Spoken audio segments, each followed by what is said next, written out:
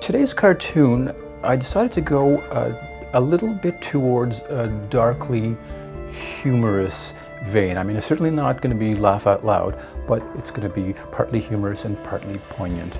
I did the big, heavy, somber, dark cartoon yesterday with, you know, the Grim Reaper-esque terrorist. I mean, that was, you know, all well and good for that day, for the day of. But day two, I think we can do a little something different. So I'm thinking, you know, what would Charlie Hebdo do on day two? You know, we can be a little bit more irreverent, slightly.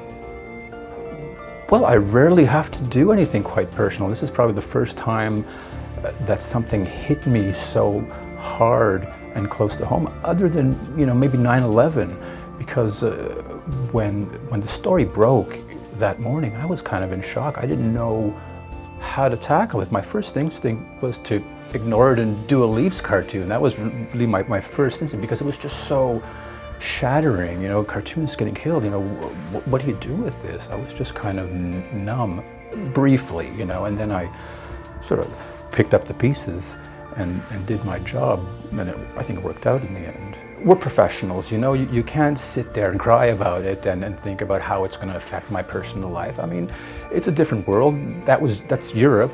This is Canada.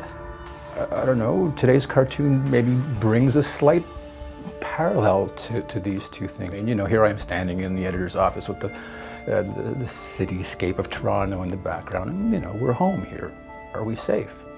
Yes, we're safe. Will we be safe? You know, these things can change in a dime.